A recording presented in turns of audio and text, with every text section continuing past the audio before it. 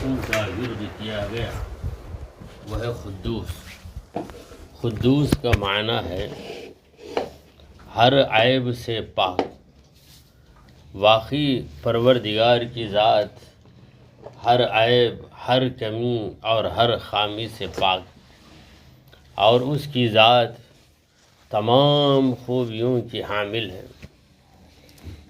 قدوس اسی سے تقدیس ہے، یعنی جب ہم اللہ تبارک و تعالیٰ کی پاکیزگی بیان کرتے ہیں تو ہم تسبیح و تقدیس کرتے ہیں۔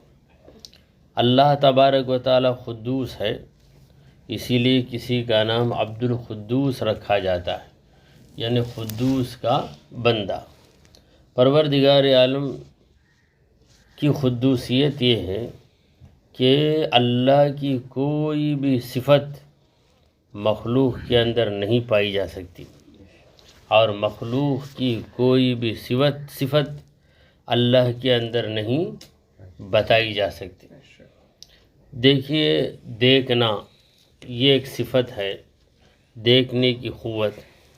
اللہ تبارک و تعالیٰ بھی دیکھتا ہے، اس کا نام بصیر ہے، اور بندہ بھی دیکھتا ہے، اسی لیے اللہ تعالیٰ فرماتا ہے افلا تبصرون، تو کیا تم لوگ نہیں دیکھتے؟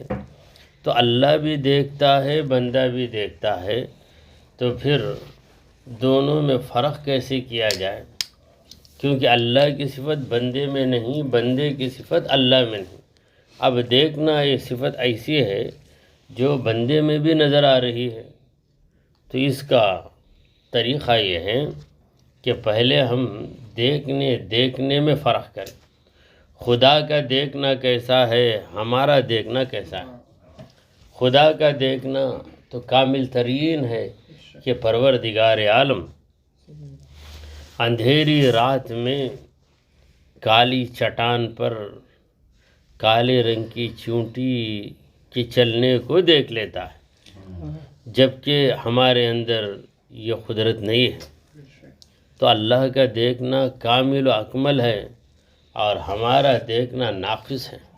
ہم کسی چیز کو دیکھیں گے، کچھ دیر تک دیکھیں گے تو پھر ہماری نگاہیں تھک جائیں گی، اور اللہ تبارک و تعالی کسی آلے اور اوزار کا محتاج نہیں، جبکہ ہم دیکھنے کے لیے آنکھوں کے محتاج ہیں۔ اگر ہماری آنکھ خراب ہو جائے تو ہم دیکھنے کے قابل نہیں رہتے۔ تو خدا کا دیکھنا ذاتی دیکھنا ہے، اور بندے کا دیکھنا عطائی دیکھنا ہے۔ حضور سرکار دو عالم صلی اللہ علیہ وسلم کے نام پاک قاسم کا ہم نے ورد کیا۔ قاسم کا معنی ہے تقسیم کرنے والے۔ رسول کریم صلی اللہ علیہ وسلم نے کیا کیا تقسیم نہیں کیا؟ علم، دین کا علم، یہ بہت بڑی نعمت ہے۔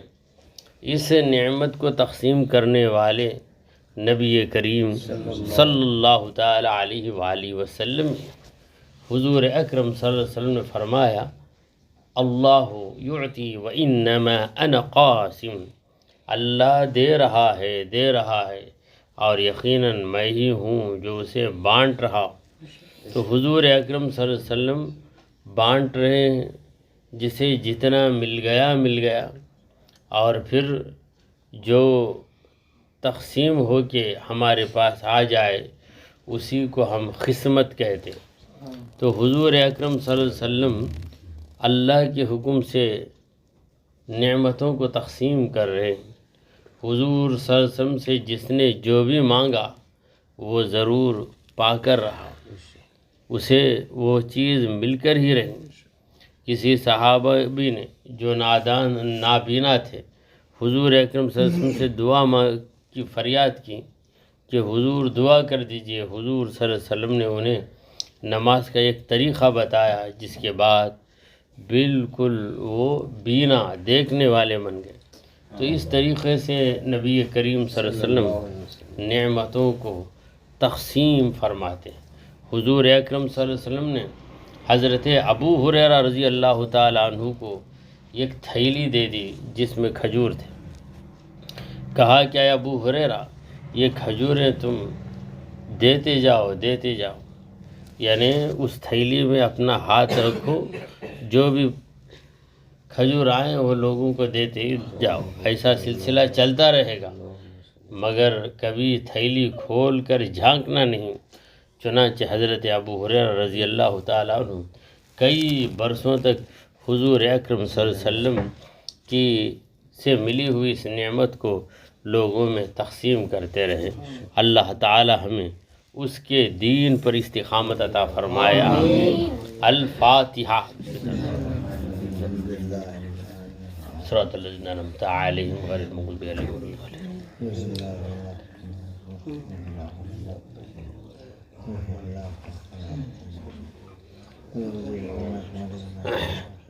نام کیا ماں باپ کا؟ نہیں، ماں باپ بول دینا۔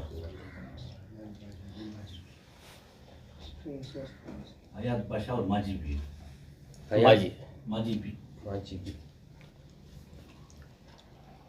ان اللہ ملائکتہ یصلون علی النبی یا ایہا الذین آمنوا صلوا علیہ وسلموا تسلیما۔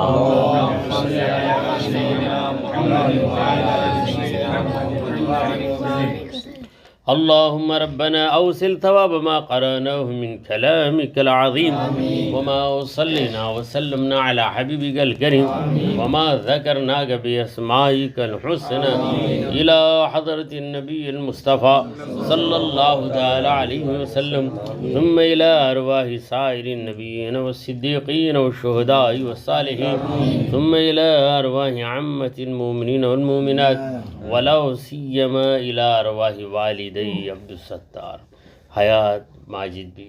اللهم اغفر لهما وارحمهما وكفر عنهما سيئاتهما وارفع درجاتهما وتقبل توبتهما يا رب العالمين۔ اللهم اقض حاجاتنا يا قاضي الحاجات، واكف مهماتنا يا كافي المهمات، واحلل المشكلاتنا يا حلال المشكلات، وادفع كل بلية عنا يا دافع البليات، ونزل البركات علينا يا منزل البركات۔ اللهم اشف امراضنا يا شافي الامراض۔ اے اللہ، ہم تیرے بندے ہر آن و ہر لمحہ تیرے فضل و کرم کے محتاج، اے رب العالمین ہماری حالتوں پہ رحم فرما، اے اللہ ہمارے گناہوں کو معاف فرما، اے رب کریم ہمیں نیکیوں کی توفیق عطا فرما، اے اللہ ہماری نیکیوں کو قبول فرما، اے رب کریم اس محفل میں تیرے جتنے بندے بھی حاضر ہیں، اے پروردگار ان سب کی مغفرت فرما، ہر ایک کے لیے جنت میں ایک مقام طے فرما، اے رب العالمین قدم قدم پہ ہمیں ترقی اور کامیابی عطا فرما، اے اللہ ہمارے گھروں میں تیری رحمتیں اور برکتیں نازل فرما، اے اللہ ہمیں ظالموں کے ظلم سے بچا لے، حاسدوں کے حسد سے بچا، دشمنوں کے مکر و فریب سے بچا لے، جادوگروں کے جادو سے بچا لے، اے رب العالمین ہماری مغفرت فرما، ہمارے ماں باپ کی مغفرت فرما، ہمارے ماں باپ پہ رحم فرما، اے رب کریم آخر دم تک ہمارے اندر نماز اور روزے کی پابندی قائم رکھ، اے اللہ ہماری نمازوں کو قبول فرما، اے رب العالمین ہم میں سے ہر ایک کو حج بیت اللہ نصیب فرما، اور پیارے آقا صلی اللہ علیہ وسلم کے روضے کی زیارت نصیب فرما، اے رب العالمین ہمارا خاتمہ ایمان کی حالت پہ فرما، اے اللہ محشر کے دن ہماری لاج رکھ لے، ہم سب کو نبی کریم صلی اللہ تعالی علیہ وآلہ وسلم کی شفاعت نصیب فرما، حضور کے حوض کوثر کے پانی سے سیراب فرما، اے رب ذوالجلال جب نامہ اعمال تقسیم ہوں گے تو ہمارا نامہ اعمال ہم کو ہمارے سیدھے ہاتھ میں عطا فرما، اے اللہ جب ہم پل صراط پر چلنے لگیں گے تو ہمارے قدموں کو ڈگمگانے سے بچا لے، اے رب کائنات جنت کو ہمارا مقام بنا دے، دوزخ کو ہم پہ حرام کر دے۔ اے رب العالمین، جنت کے اندر تیرے دیدار سے ہمیں سرفراز فرما، تیرے پیارے مصطفیٰ صلی اللہ علیہ وسلم کی رفاقت نصیب فرما۔ وصلی اللہ تعالی علی خیر خلقہ سیدنا ومولانا محمد وعلی آلہ واصحابہ اجمعین برحمتک یا ارحم الراحمین والحمد للہ رب العالمین۔ اللہم صلی علی سیدنا محمد وعلی آل سیدنا محمد وبارک وسلم۔ اللہم صلی علی